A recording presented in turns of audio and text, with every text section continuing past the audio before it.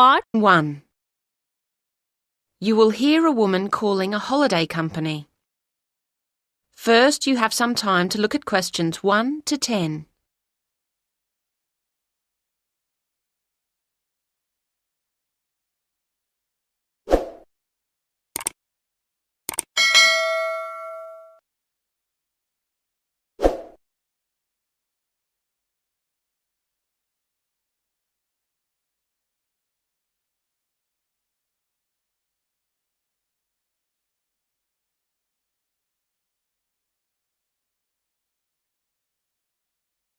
You should answer the questions as you listen, because you will not hear the recording a second time. Listen carefully to the conversation and answer questions 1 to 10.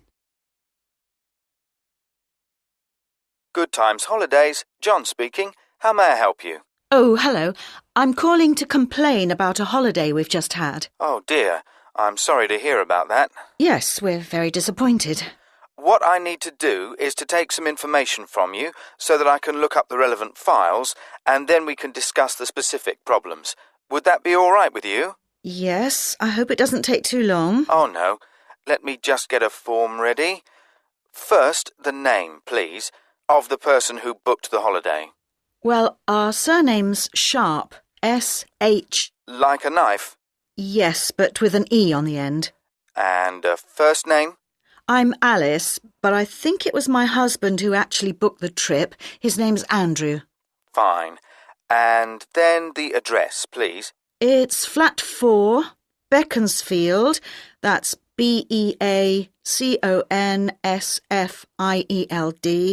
House, that's Winchester, and it's SO2, 4ER. Thank you. And could I take a telephone number? We're on 0374 56561 at home. Or do you mean during the day? Then my work number's 0374 55 793. I'll put the work one down, assuming that's normal office hours. Oh, yes. The next thing is, do you have a note of your booking reference? I think so. Would it start 74? No. Usually with 2 or 3 letters. Uh-huh. Oh, is this it? MH? That sounds like it. And then 66G4. Thank you. Right, what's next? Now, did you book in conjunction with any kind of special offer?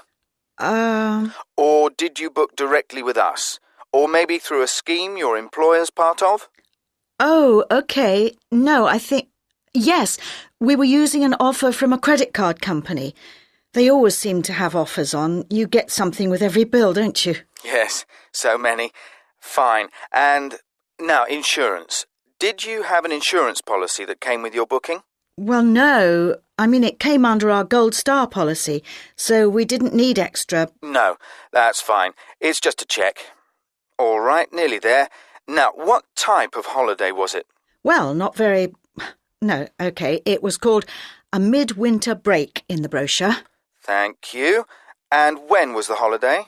We just got back on January the 21st, and we started on the 16th. Fine. Right. I'm sorry about all that. No, I understand. So, what was the problem you encountered? There were 2 things that disappointed us, actually. Right. In the first place, we were told that when we arrived at the station, a taxi would meet us and take us straight to the house. But in fact, there wasn't one there. We had to wait for ages and then pay for one ourselves. So that was inconvenient and expensive. Oh, I'll look into that, see what went wrong.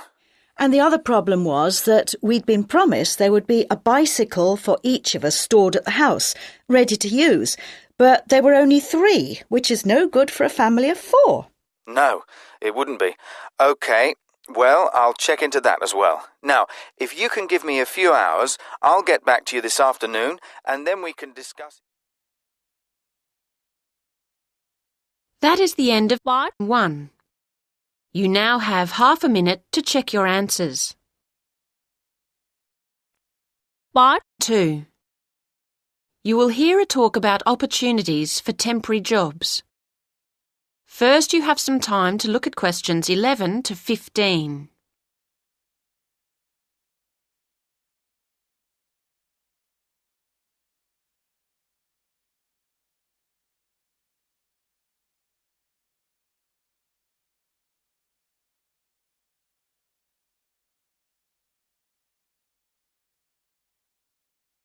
Now listen to the first part of the talk and answer questions 11 to 15. I'd like to welcome you to the presentation. It's nice to see so many of you here, and I hope that everybody ends up with suitable employment as a result of attending. Now, as you know, we at Select Hotel Recruitment are able to offer a range of work at the better hotels in the area. This month is no exception, and I'll take you through some of what we have on offer. The first job is reception assistant, and there are 3 vacancies for this position at the Park Hotel.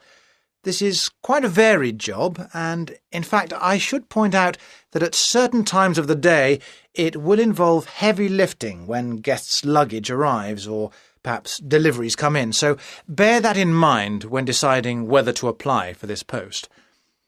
The Park Hotel has quite an international flavour, so you'll need to speak at least 2 foreign languages. Many guests, of course, travel by car, and you may have to take their vehicles around to the car park, so you will need to have a valid driving licence, and you will not be allowed to do the job if you haven't. They also say that basic computer skills such as word processing would be an advantage, although this isn't a requirement. OK, now, the next job is general assistant, and there are 4 vacancies for this at the Avenue Hotel. To be honest, the pay is rather low, but there are compensatory factors that you should bear in mind when considering whether to apply. The hotel will provide you with all your meals while you're working, and they will also train you in all the aspects of the job and then issue you with a certificate, which, of course, could be very valuable to you in the future. Right, the third job on offer is catering assistant, and Hotel 56 are looking for 4 people to fill these vacancies at their smart new premises. As you know, this hotel is popular with exclusive travellers, and so you'll need to wear the distinctive staff uniform, which you're provided with. Don't consider this job unless you're fairly flexible about when you work, as the hotel will require you to work nights for this job, and you'll need to travel to and from the hotel as it's situated just outside the city. Well, that's some basic information about the opportunities we currently have on offer. Now you have some time to look at questions 16 to 20.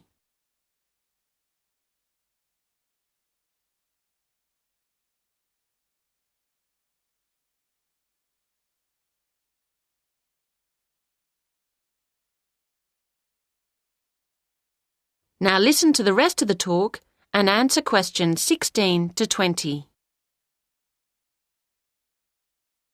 Now, if you would like to apply for one of these jobs, you'll need to follow our recruitment process. It might seem complicated, but we guarantee the hotels we work with to provide carefully vetted staff. So, the first thing you'll need to do is fill in one of these, a personal information form. It's pretty straightforward and should only take you a few minutes. Once you've done that and handed it in, we'll give you a questionnaire about your skills to do. Again, I don't expect this to take you very long. We then look through the information about you and pass on our recommendations to the relevant hotel. Hopefully you'll be accepted by your chosen hotel. Assuming you are, you will then proceed to the next step of the process and attend a general course of training.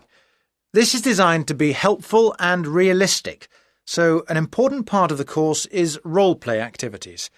You should have some fun while you learn. OK, and after that, the final step is that you'll be contacted by the hotel you're going to work for, and they'll post you a video about themselves and the work involved. Watching this will constitute further specific training for your job. Well, I hope that's reasonably clear at this stage. Are there any questions on what I've said so far? That is the end of Part 2. You now have half a minute to check your answers. Part 3. You will hear a discussion between two students, David and Jane, and their tutor, Dr. Wilson, about their group research project into local history. First, you have some time to look at questions 21 to 26.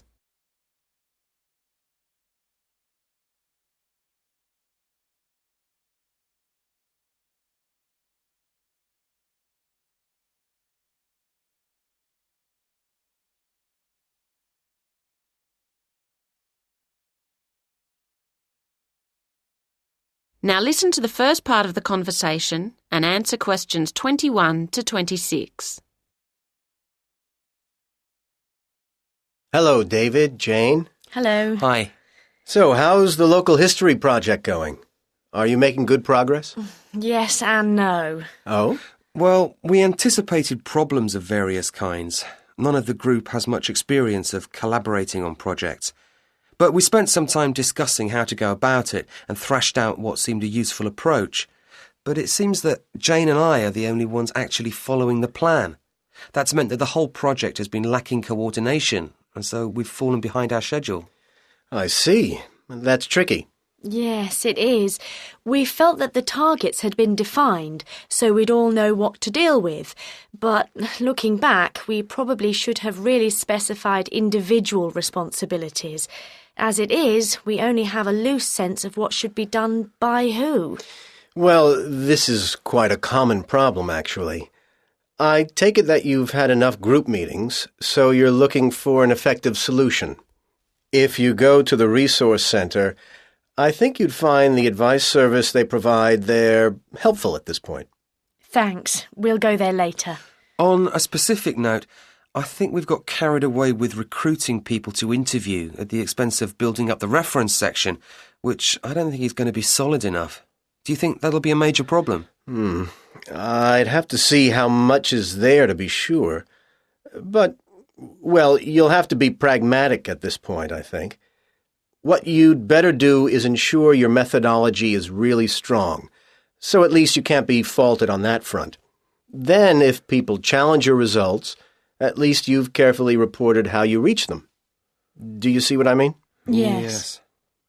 So? Yes, I think one resource in relation to that we haven't exploited as fully as we might is the internet. I've taken a lot of journals off the library shelves to go through, but actually there are websites where you can call up lists of approaches or data sets really quickly. I think that's a good idea, yes. Now you have some time to look at questions 27 to 30.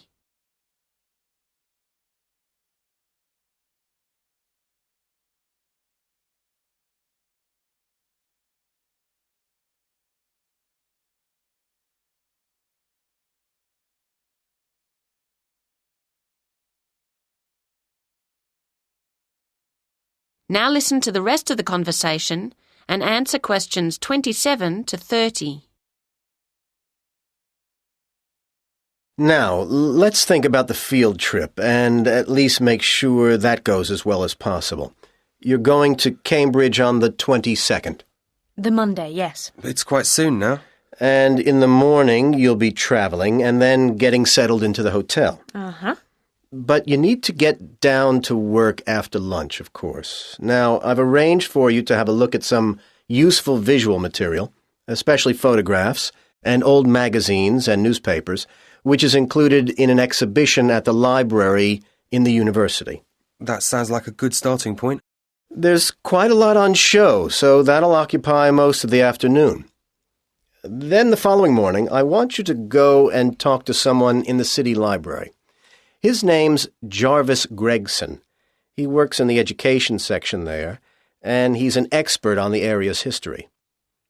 Don't, of course, forget to take a tape recorder with you, so that you can record what he tells you. Mm-hmm. And to have our questions ready. Indeed. Okay, and the afternoon's free for you to wander around, get the feel of the place. Do some sightseeing. As you wish. It's a beautiful city. But it's back to work on Wednesday morning. Concentrate on the central area and walk around methodically. You'll have the plans I'm getting ready for you from different periods, and your task is to compare those with the makeup of the city today. Make notes on how different kinds of shops and businesses have grown up, what's gone, and so on. I hope the weather's good. Yes, and in the afternoon, I want you to think about producing your own records, along the lines of the ones in the city library's archives. The history of the castle is very important to the city's development, so use a camera to get some pictures that reflect that if you can, showing it in relation to the buildings and spaces around it. We'll try. And when do we travel back? That's up to you. You can either decide to... That is the end of Part 3. You now have half a minute to check your answers.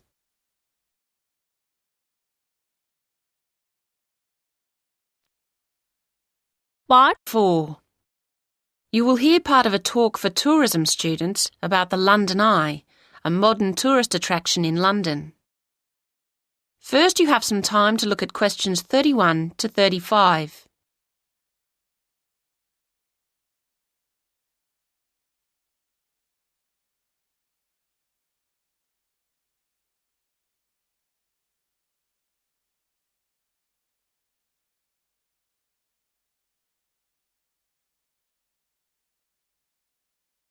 Now listen to the first part of the talk and answer questions 31 to 35.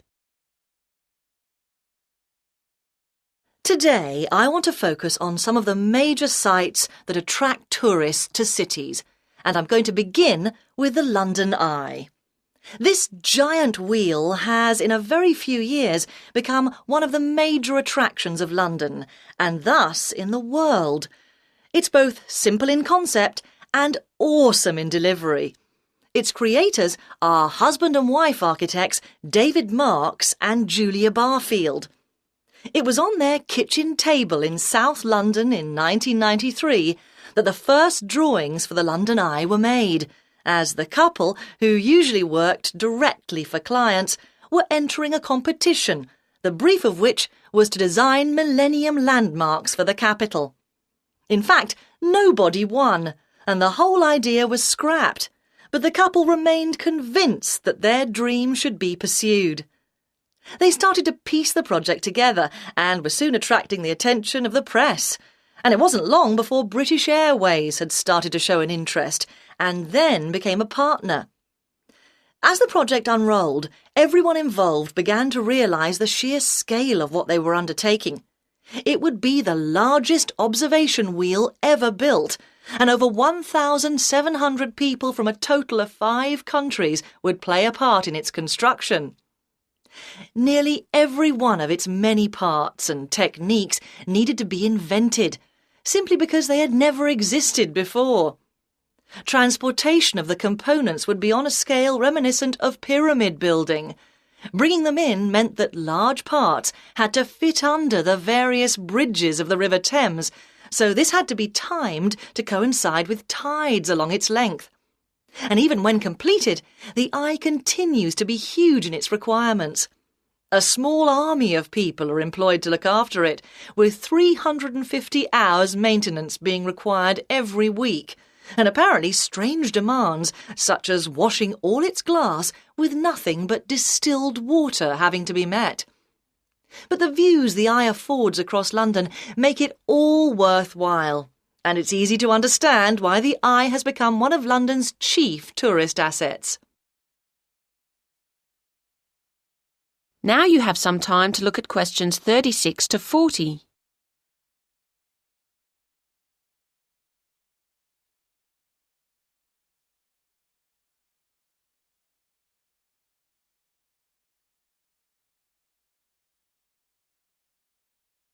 Now listen to the rest of the talk and answer questions 36 to 40. So, how is that great wheel held up? How did it get there? The starting point was, of course, the ground, and while parts of the wheel itself were still being constructed in various countries, tension piles were being driven into the ground beside the River Thames.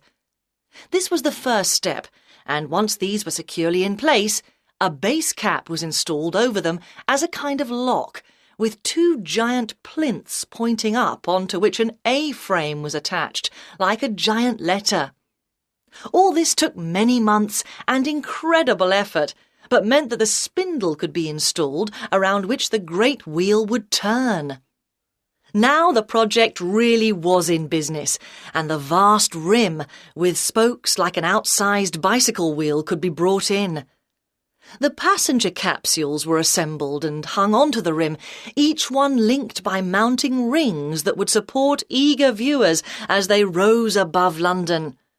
And the last thing to be built is the first thing the visitor encounters, the boarding platform laid down underneath. The whole process employed thousands of people in total and was avidly watched by millions. How long the Eye will stay is uncertain, but any talk of dismantling it always meets with immediate protest. That is the end of Part 4. You now have half a minute to check your answers.